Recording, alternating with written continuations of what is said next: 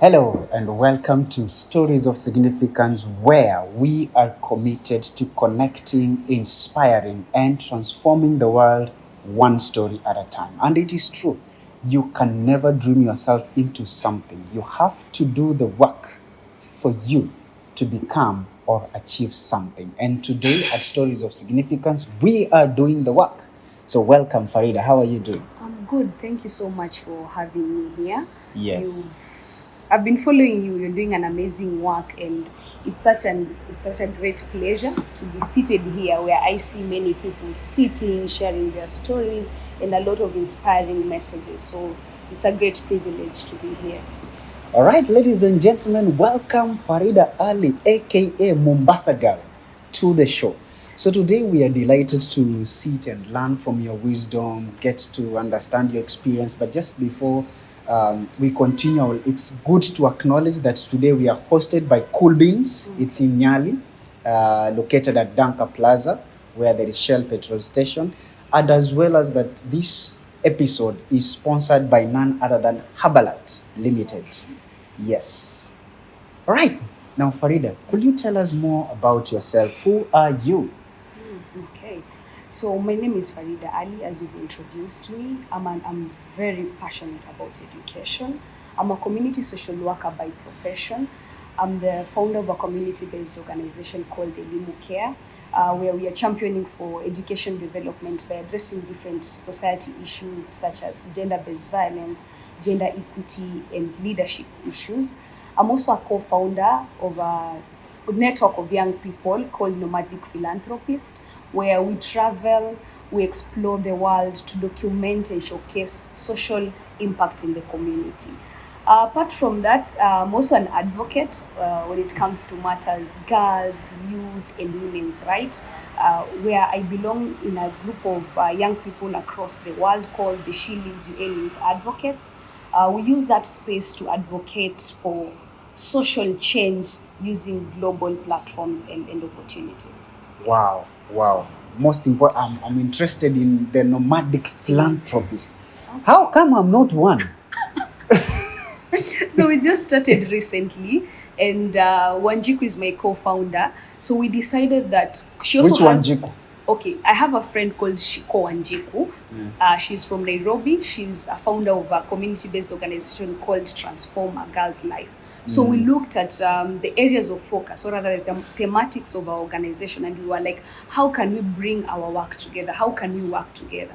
So since we are all growing and we are all trying to advocate globally so that we can have society change and impact locally, we decided that we can use our love for travel to learn from other communities and what other initiatives have been doing in the community.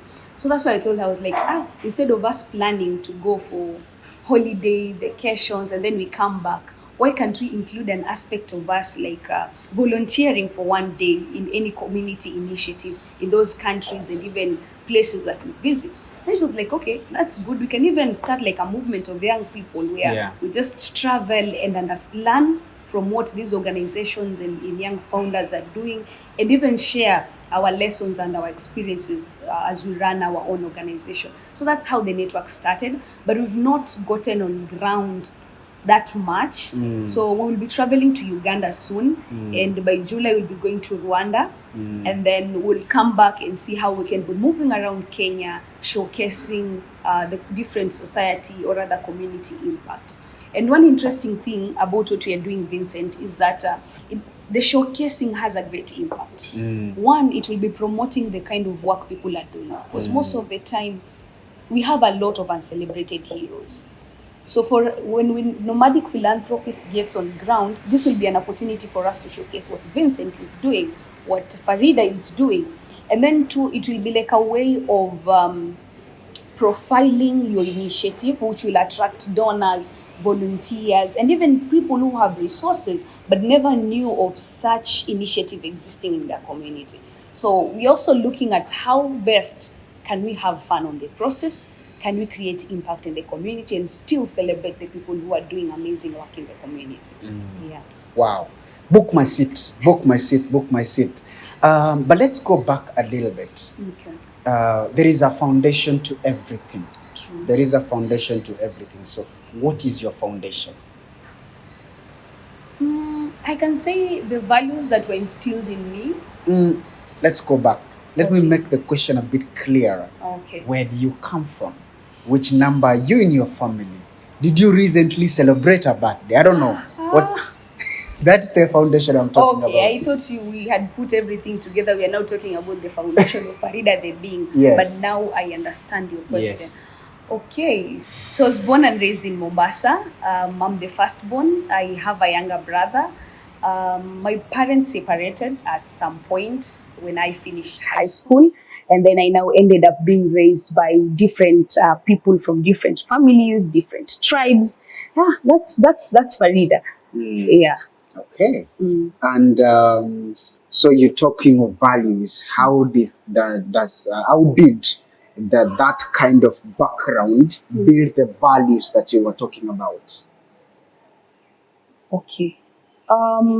First, you see, there are circumstances you go through in life that shape the kind of a person you are. And most of the time, we usually don't look at our identities to be something that plays a great role to the being we are. Yeah. So whatever extreme or other challenges I went through, they helped me learn some aspect or rather some competencies and values like critical thinking and problem solving, taking responsibility, and the role that falls on being a firstborn. Let's just start there.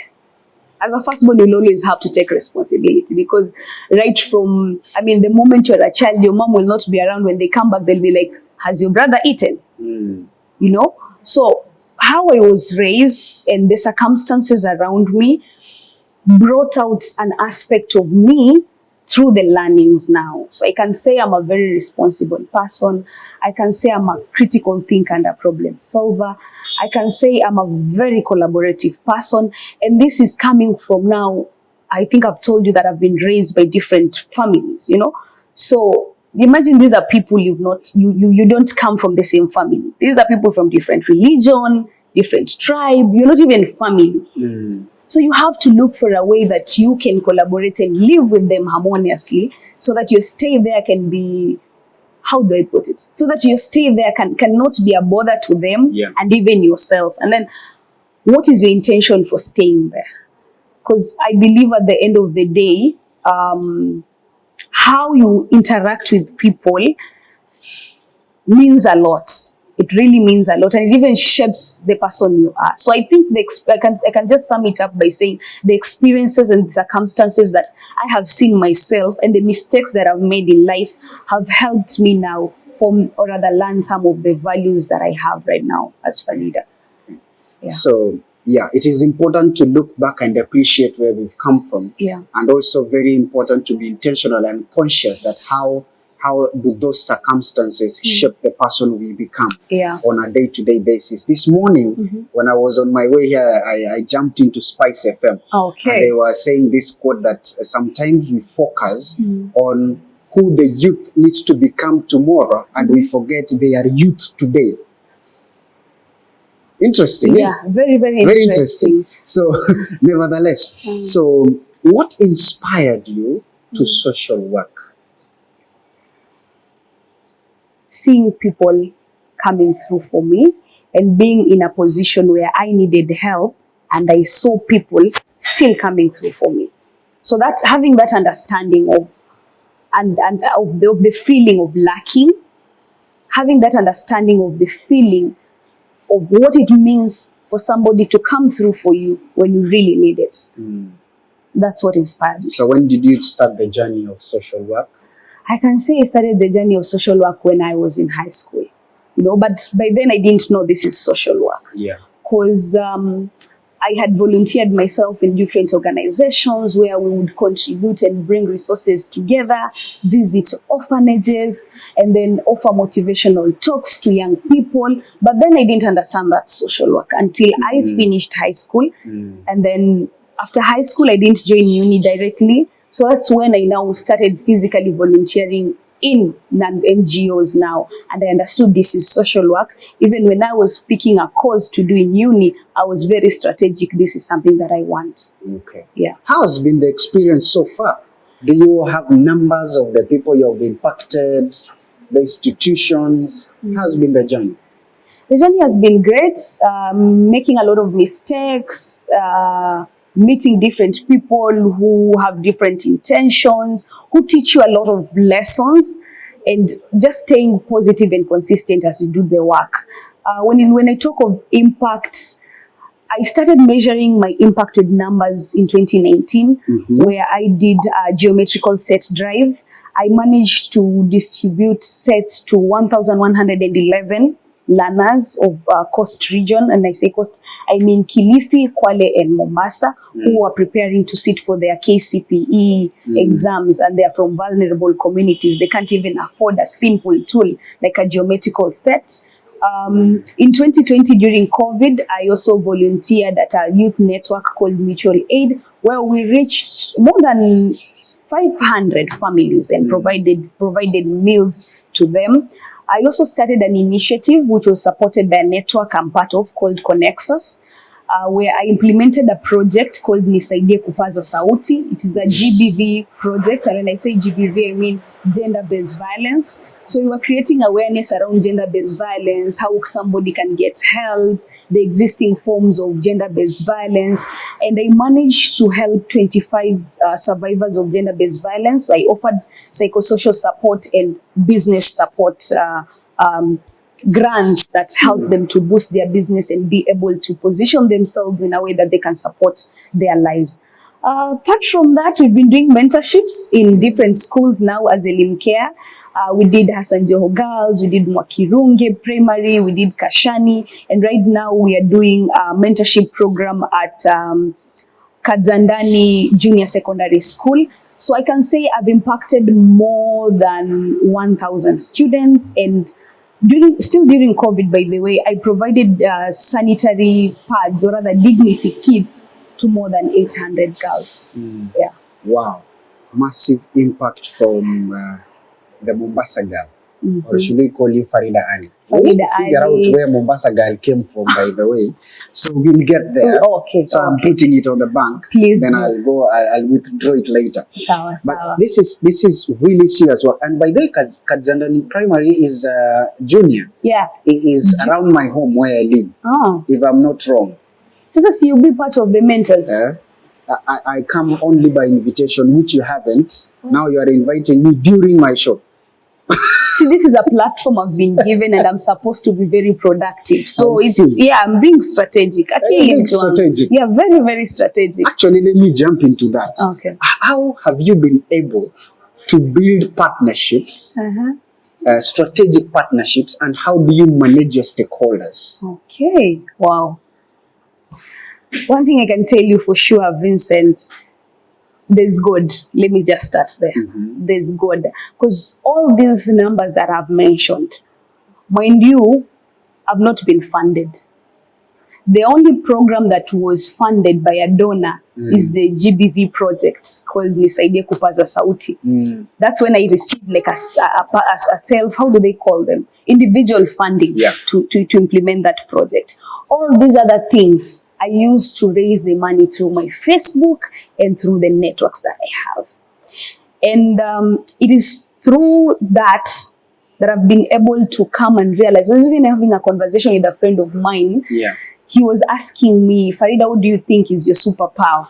Then I didn't have an answer to give him. He told me of his, and I was like, this is something that I really need to think about. But he was giving me my flowers, and he reminded me and told me, Farida, I feel like your superpower is you're very influential. And it starts from the work you're doing, and your authenticity and your consistency has really helped you win the hearts of many people. So that's where it starts, Vincent. How I interact with people, how I share my goals and believing in them, actually, because it starts with me believing in them and actually strategizing on how well can we implement this, so that when I talk to you, you can believe in that and even channel your resources towards the successful implementation of whatever idea I have brought on board. So I think that's where it starts. Me being a very influential person And it comes with a lot of values, being honest, being authentic, and being agreeing to be vulnerable. Because now many people look at vulnerability as a weakness, but for me, vulnerability is a strength, you know. So using my social network now, this is a network of people who believed in my work. I look at the potential that they have. What kind of opportunities are available? This is Vincent I'm interacting with. Vincent has stories of significance. Looking at the bigger picture, apart from me just being your friend and smiling, meeting during occasion, how well can we partner and work together? And then there's one thing that I live by that says, there's nothing wrong with asking. What's the worst thing that can happen? That's something that I really believe. So most of the time I knock on these doors. I make those requests. For those who've accepted and opened the doors for me, that's how I have received partners on board. I've had CGAS funding my geometrical set drives. I've had different companies and different individuals who sometimes don't even want to be mentioned, chipping in some of the activities that I do. So it's from me asking and being intentional about my ask. Because sometimes, let me just look at the camera and tell you people, sometimes you might have the right network of people, but then how do you use your network as a person?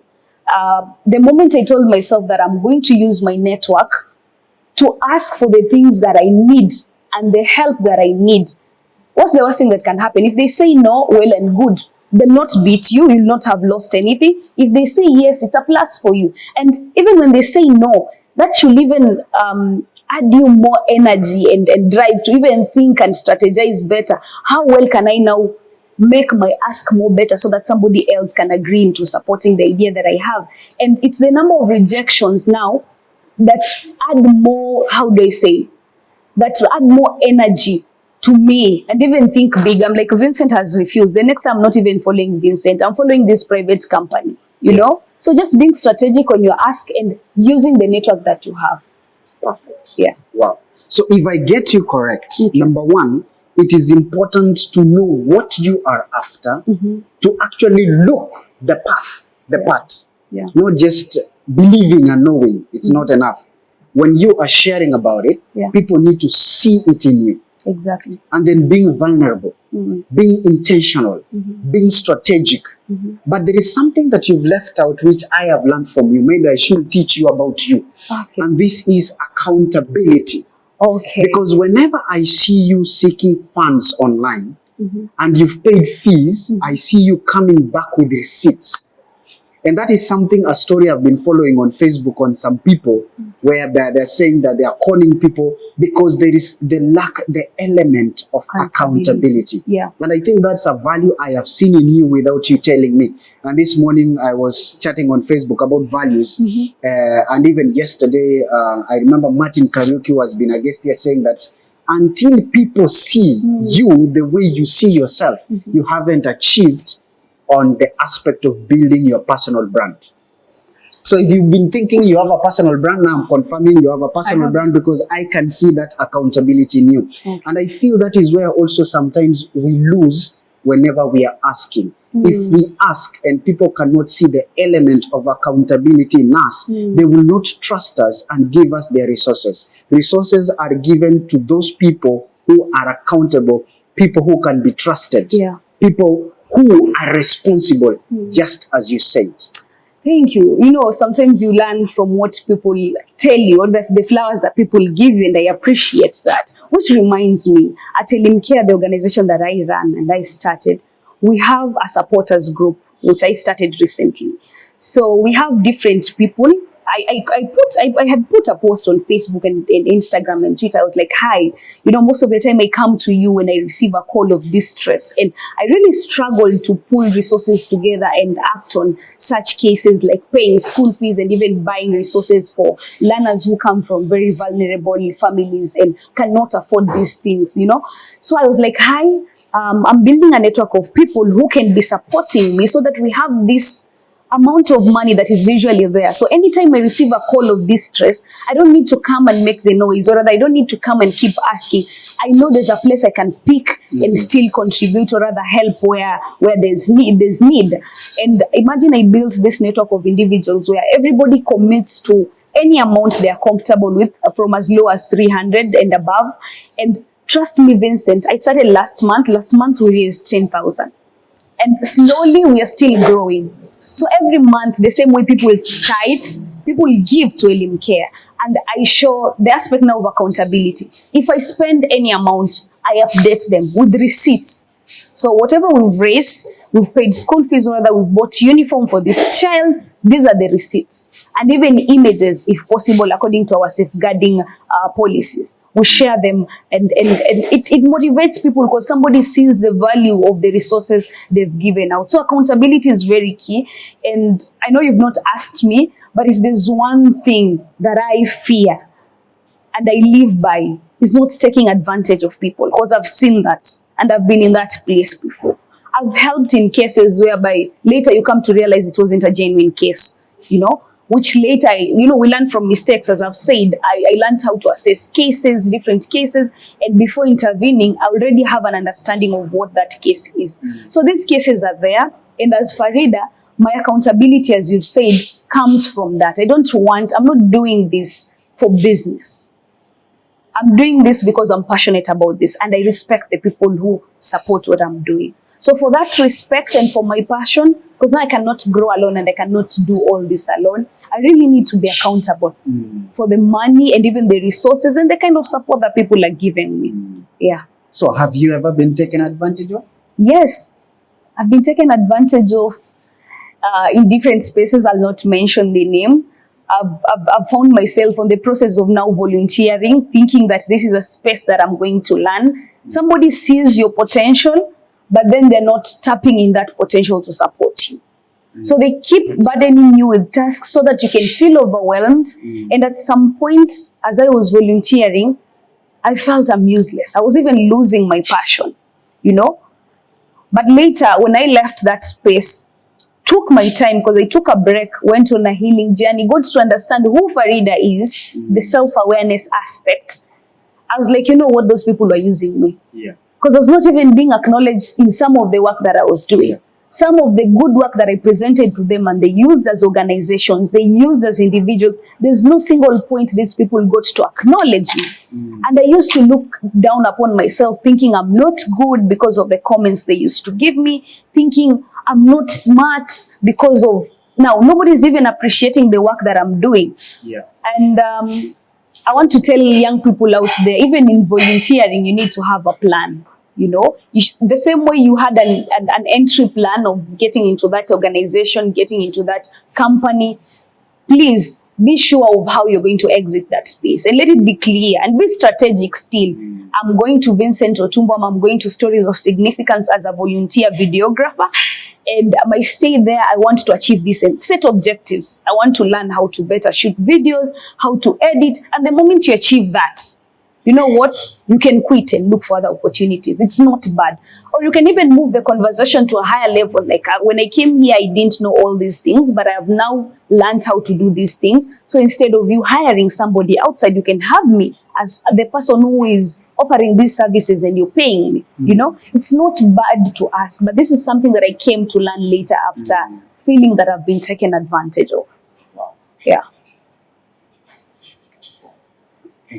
This is serious. When I called you and I told you I want to host you, you were like, I have shared my stories almost everywhere. What do I have to say? I'm sure you haven't said this in the other stories that you've shared. I've not said this. And you told me this is Stories of Significance. Exactly. Yeah. Not other spaces. Now, yeah. Let's go back a little bit and talk about a specific project you could be most proud of since you started this journey. Do you have a specific? And don't come with those things that I like everything that I do. Even me, I know the most specific, the most favorite person in my life, as much as I want everybody to be favorites to me. So what is that most, one initiative or specific project that is really into your heart and you are most proud of And if today, God forbid, you are to leave Earth, you will look back and say, with that project, I lived my life. No, you've told me not to respond how I wanted to respond, because these are my ideas, and I'm very happy, and I'm actually driven by passion when I'm implementing them. So Yes. it's very tricky. It's like now telling an artist, out of the songs that you've sung, which one is the best? And when you're producing these songs, you already Maybe know the they are million the views best. will tell you the best. No, for me, it's not even a number. Eish, that's tricky. Okay, so let me just be clear. All my projects, Yes. I'm super proud of myself for having these amazing ideas and having people who've supported me towards the implementation of all these projects. But if there's one thing, let me just streamline whatever I'm doing, Yes. not necessarily mention a specific Yeah. project. But one thing I know, the number of learners that have impacted through different ways now, Yes. be it mentorship, be it provision of education resources like school fees and stationaries. That's one thing for sure I know, that even when I leave, I've done the work as Farida. I've lived life. I've impacted people and I've left a legacy, because I believe touching somebody's life in a very significant way. I've managed to pay school fees for people through people's money, and paying that school fees has helped that person transition from that specific level to another level. That person will never forget. Yeah. And that person might even take it upon themselves, just that the same way as I did, to even support other people out there. So that's something that I have. It's a seed I've planted that will produce more and more fruits. Great. In the work that we are in, Yeah. especially the work where the word influencers is used, the word where motivation is used, and a lot of people, we live in a community where people are really hopeless. Yeah. So what you are doing, as much as paying fees, offering mentorship, is actually giving people hope, Yeah. telling them, the world may not believe in you, the world referring to the people around them, but I believe in you. And this is what I am willing to give or offer you, for you to see that I believe in you and that you have a chance in the world. But then, sometimes this job becomes a showbiz. Okay? People are doing things because they want to stay relevant, because it's the excitement of the day. So, when it comes to you, how do you stay up to date in terms of research, in terms of understanding the concepts that rally around what you do? How do you stay up to date? Or are you also in the showbiz business where you just want us to see you're doing something even though you don't have content for it, and your content is not put into context? Okay. So let me ask you something. You're my friend. Yes. You've been following the work that I do. Yes. Do I have content? I'm asking a content. No, you have, but I'm asking, how do you? No, I just wanted you to answer that. I'm getting there. Yes. Yeah, be patient. So, Vincent, all these things that I'm doing are driven by passion. So when I talk of ELIMU CARE, or when I implement ELIMU CARE, it's an inspiration from my personal journey. Yes. I know we've not talked about it. Yes. Right from high school to university, people took me to school. Even as I finished uni, there are people who are supporting me right now. And I was in the worst place ever. And it took a person who believed in me, talked to me, showed me that I have some value in this world, for me to get to where I am right now. So the passion and having a clear understanding of being in such a place is what drives me. When I look at the thematics, or rather the areas of focus for my organization, these are some of the things that I have experienced firsthand. The issues of gender-based violence, I think I had mentioned before. I grew up witnessing and experiencing gender-based violence from home. So it's something that I understand based on experience, because people say you can learn from experience, and experiences can be you going through something, and you can learn from the experience of observing other people doing something. So I'm trying to bring the picture of the experience of me personally going through something. That's where my passion is coming from. But apart from that, just pausing there. Okay. Let's everyone get this information. Okay. That sometimes that they say the apple does not fall far away from the tree, which means even the experiences we go through our personal lives could be an indicator of what our purpose is. It could be an indicator of what our passion is. But sometimes we are so engulfed in looking from without until we don't see the gems that we have within ourselves. True. And if I hear your story very well, that's the same thing. Yeah. You just looked from within. And then you started living your life within to the without. Yeah. And now bringing or blending the without into the within. And that is why most of us sometimes we find ourselves we are in showbiz, because we are living our lives outside, inside, instead of inside, outside. Proceed. Yeah, I agree with you. And I think I had mentioned one of my superpowers is influence. Yes. People say, what did they say? Influence. You see where the influence now connects, because you see the passion, but when you sit down to analyze who Farida is, you know where the passion is coming from, So apart from that, I can say now that after I discovered and I was aware of all these things, yes, I'm using my personal story to inspire people and to even do the kind of work I'm doing, and I'm being driven by passion. I'm not seated comfortably just doing things, because whatever I experienced back in 2020 is not what young people will experience in 2023. Exactly. So I keep myself updated. I do my research. This in the same way somebody would study for an exam. It's the same way I keep myself updated. What are the current affairs? What are the trending issues when it comes to the different topics? What is happening in the field of education?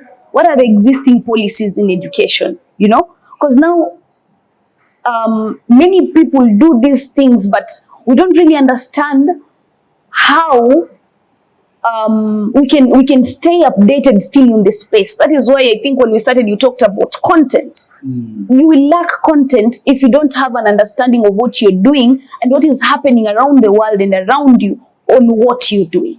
So just being open to learning as Farida and keeping myself updated on what I'm doing is what is keeping me relevant in this space. Yeah. Now, maybe this could be my second last question. Okay. Self-care. Okay. You and me are in an industry where we are people focused. And when we are people focused, sometimes we forget that we are people as well. Yeah. So how have you incorporated self-care and wellness, as much as you are so busy in the right way, not the other one? Yeah. Ensuring that the other people's wellness is well taken care of? Well, I can tell you for sure that is something that I'm still working on. I haven't hacked that, but it's something that I'm very aware, and the awareness came clearly when I was 22. 22, yeah, because I just turned 24 by the other month. It was March. Happy post-birthday. Thank you. So even as I was reflecting during my birthday, I was like, wow, Farida, you've done a lot of work. Eish. But at the end of the day, I'm not seeing you in the picture. That's why I'm telling you, it's something that I haven't hacked, but I'm very aware. One thing I've started doing after doing the self-awareness, and I even started a healing journey. I started therapy, and this stuff, man. I really don't know how we can go about it, but in as much as I'm doing all this work, I have come up with a way that I don't hurt or rather burden myself.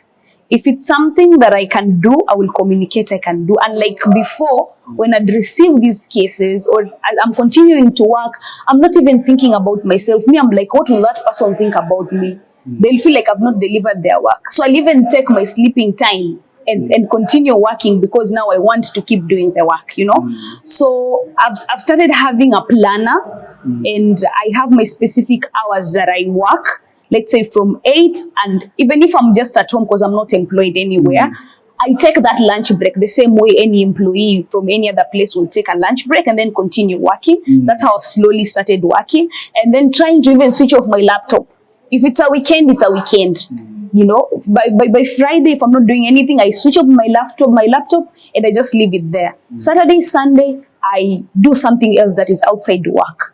A social life is something that I'm aware of, but I'm yet trying to explore what gives me pleasure as Farida, and what's the best way that I can unwind and be able to bring back the energy so that I can continue working without even feeling exhausted and having experienced the burnouts that I'm experiencing. So if I say I have reached there when it comes to wellness and self-care, I'll be lying to you, but it's a journey that I'm on very intentionally. Yeah. Because you see, even if you're not an entrepreneur, you are still a social entrepreneur. Yeah. In helping the people. What thing I've come to learn is that we are so much into helping others until we don't have friends who can even check up on us. True. The people who are checking up on us is because of the solutions we can offer.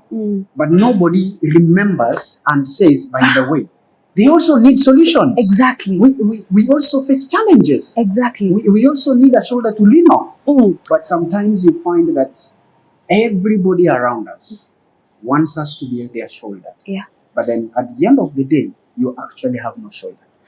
Vincent, let me say something. With the kind of work we are doing, I'll talk of two aspects. Being a social entrepreneur, being a philanthropist, you know. People think you always have all the solutions to their problem. Yes. And they think you don't even have problems. Let me not lie to you. Sometimes I'm even fundraising for somebody, and at that time, I don't even have token in my house. Sometimes people reach out to you and you're like, I cannot offer you that help. Somebody takes it and carries it and thinks, hey, Farida is not even genuine, or rather Farida is not really into helping people. But you have to understand that I'm also human. And sometimes people even call in the middle of the night and they expect you to come through for them. They don't even have an understanding you're also human who has their own life going on. So I'd really love to tell people that it's important to even understand that people like us who have this gift, because it's a gift, we're also human beings. And one thing I think we've talked about is people see us on social media. People see us in big events. People see us calling shots in different panels when we are discussing about different issues, and think that we have a lot of people. Like you might have 5,000. Let me just use an example. I have 5,000 Instagram followers, right? And people will think I have like 20 friends. That's a lie. Because I will come to that event, sit on that panel. Once I'm done, I'll walk out and go back to my place. Nobody knows what Farida has eaten. Nobody knows how Farida is doing, except for the people in my inner circle. And the people in my inner circle are not many, the same way people assume, you know? So I feel like it's very important for people to even take an extra step and try to check up on us.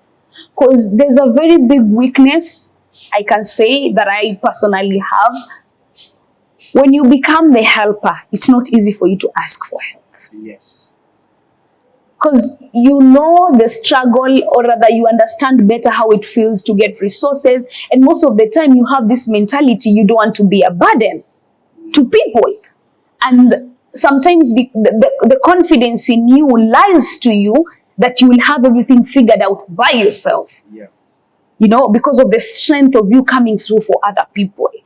But one thing I've learned and I'm slowly embracing is asking for help. Even if you're my friend, because sometimes I'd have friends that I'm struggling and I'm not even telling them, you know, but I'm slowly teaching myself and slowly embracing how to ask for help. Vincent, yes, I'm not doing well. I need your help. Even if it's financial, even if it's psychological, like you just listen to me, you know. And people should just know that we don't have all solutions to their problems. And when we help, it doesn't mean we have, it doesn't mean we have everything. We help because we know the importance of helping. And most of the time, if people are very keen, those who help, people like me, doesn't mean I have millions in my accounts. Actually, a friend of mine last week told me that Vincent, receivers will always receive. Yes. Givers will always give. So it is important to define. But then as we go along, it's important to integrate and ensure that as much as you give, so shall you receive. But the people, Vincent... but then the difference is this one, that the people who give, the receivers will not reciprocate, which means we need to have different other people who are now willing to give to us, which is a big challenge as well. We live in a very selfish world. Everybody is selfish. And actually, the other time I posted on Facebook saying that we are so much into wanting to be loved until we've forgotten to love. Okay. We are so much into wanting to be given until we've forgotten how to give. Why? Because everybody is in it for themselves. So if you are giving and the very same people you're giving are in it for themselves, who is going to give you? So it is a bit of a challenge. I've actually been brainstorming an idea of whereby, stories of significance gifts, how we can be able to create a network of stories of significance, connect, so that those people who give, now we create our own network so that we start giving each other. You get? Yeah. Instead of me joining your forum of giving 300 shillings per month, I could create an umbrella whereby now I could give you rent if you don't have. You get the point? Yeah, because I get. we also face challenge. I get, yeah. So I remember last year we kind of started this thing with my friend, but then there is lack of consistency. But I feel that if we keep giving and we don't intentionally build a network where we give to one another, we, the same people are giving, are going to start being depressed, and the very people we were helping are going to start laughing at us. But and Vincent, they will say, oh, we thought they have it figured out. Look at them now. Okay, I hear you, and I agree with what you just said. But one lesson, or most of the time I see challenges and I look at the other side. That's one thing I told myself. So with that you've shared, I've learned to build intentional relationships. Long ago, I used to think everybody is my friend. And you cannot be coming out and being vulnerable with everybody because you assume everybody is your friend. So from that experience and having been in that space, I sat down and looked at, and I drew circles, 3 circles. And I asked myself, Farida, if somebody was to belong in this inner circle, what is your expectation of them? I wrote down, I expect this person to hear me when I'm calling out for help. I expect this person not to judge me when I'm calling for help. I wrote down all my expectations. Went to circle number 2. What do you expect from somebody who will be in this second circle and the third circle? And then from there, I looked at the people that I called friends and the people who were in my life. And then I started listing names. This is where Vincent belongs, because this is the relationship I have with Vincent. This is where Natasha belongs, because this is the kind of relationship I have with Natasha. And after doing that, I communicated. I remember when the year started, I actually wrote to them, like, hi, I've done this assessment and I consider you as my friend, and this is my definition of friend as Farida, and this is my expectation. Do you consider me as your friend? Because sometimes you might think we are friends, yet you're not a friend to me, and I think also expectations and such perceptions are the ones that are bringing us back to what you just said. People not coming through for you, and you start blaming people, but yet you're not in the same boat. Maybe your definition of coming through for each other is not the same. Exactly. And we have different love languages. So after communicating that, I even made it open. how would you love for Faridah to come through for you? I listened to them. What are your special occasion or other moments in your life that you feel like you can mark with your friend?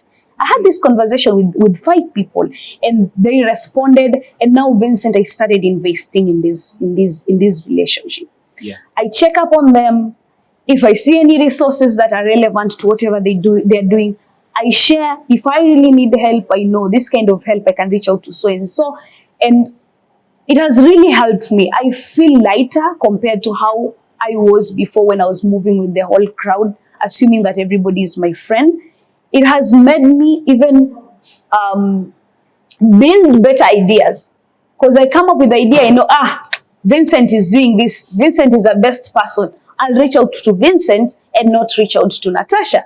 If I have something that falls under health and whatever, I'll just look at my network and I'll be like, I know so and so can help me. I'll contact you even when it comes to getting a network of somebody who is within that space that they are working or rather they are focusing on.